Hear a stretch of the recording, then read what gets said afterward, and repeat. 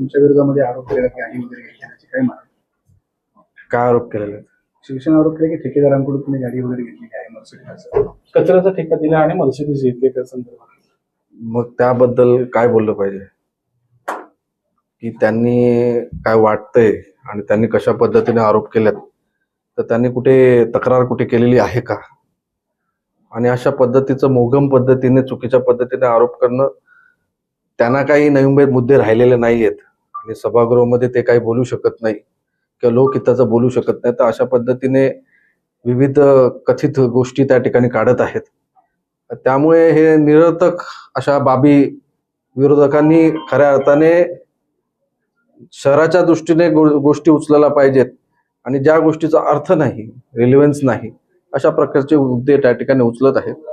याविषयी मला नाही वाटत की काही बोललं देखील पाहिजे, कारण की तशा प्रकारचा काही आरोप किंवा काही गुन्हा वगैरे किंवा काहीच तशा प्रकारचं काहीच नोंद नाहीये. आणि सदर काही बाब असेल तर त्यांनी तशा प्रशासकीय पटलावरती कोर्टामध्ये किंवा यंत्रणेकडे त्यांनी तक्रार करावी. मी काय करतोय, माझा काय वापर वगैरे आहे, तर त्या यंत्रणेला मी माझं उत्तर देईन. पण अशा प्रकारे फक्त स्टंटबाजी करण्याचं काम करत असतील तर त्यांच्याकडे आता समजून जावं, लोकांनी समजून जावं की विरोधकांकडे काहीच या शहरासाठी देण्यासाठी, शहराविषयी मुद्दा उचलण्यासाठी काहीच त्या ठिकाणी राहिलेलं नाहीये.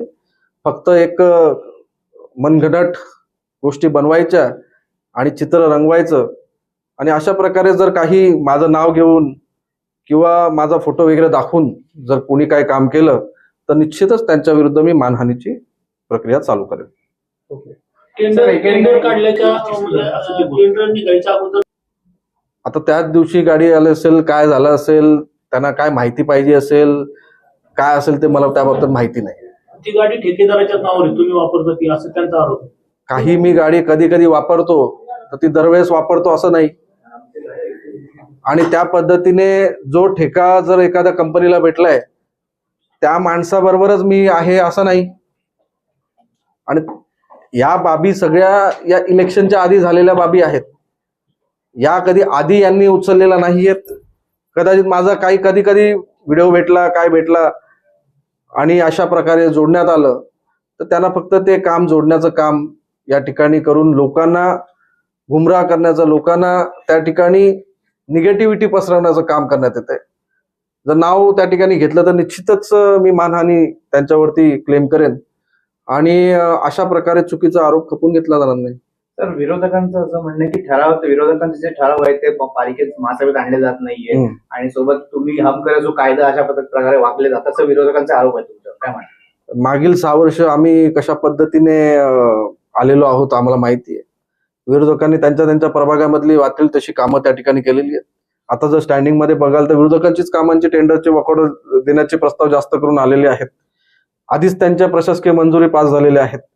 आमची सगळेच नगरसेवक वंचित राहिलेले आहेत आणि त्यामुळे आता देखील जे गरजेचं आहे, यापुढे नवी मुंबई महापालिकेचं जो निधी आहे, जिथे गरज आहे तिकडेच त्या ठिकाणी काम केलं जाईल. प्रथम प्राधान्य बेस जो आपला पूर्वीचा जो मोठा होता की रस्ते, फुटपाथ, पाणी, सिवरेज, मलनिस्सारण, स्वच्छता, दिवाबत्ती, शिक्षण, आरोग्य, अशा गोष्टीला प्रथम प्राधान्य देऊन आपला निधी वापरला जाईल. आपल्याकडे काही अफाट निधी नाहीये, पण एकाच प्रभागामध्ये अतिरिक्त निधी वापरला जाणार नाही. सगळा अभ्यास करूनच समिती त्या ठिकाणी प्रस्ताव त्या ठिकाणी सादर करण्यात. आता मला वाटतं आज काहीतरी 180 विषय त्या ठिकाणी पटलावरती आहेत, त्यामध्ये सगळ्यांचे विषय आहेत. आता आमचे नगरसेवक जास्त आहेत तर आमचे विषय तुम्हाला जास्त दिसतील. तर येणाऱ्या पुढे प्रत्येक सभेमध्ये आता हे विषय राहतील, एक रोलिंग चालू राहील. तर मी काय कोणाचा प्रभाग विभाग असा आम्ही काय बघत नाही, नवी मुंबई एक म्हणूनच बघतो. त्यामुळे पुन्हा नवी मुंबईच्या दृष्टीने आता काल शौचालयाचा विषय आला, तो मी थोडी एका प्रभागाचा विषय त्या ठिकाणी आलेला आहे. हा शौचालयाचा विषय पुन्हा नवी मुंबईच्या जनतेचा विषय त्या ठिकाणी मांडलेला आहे.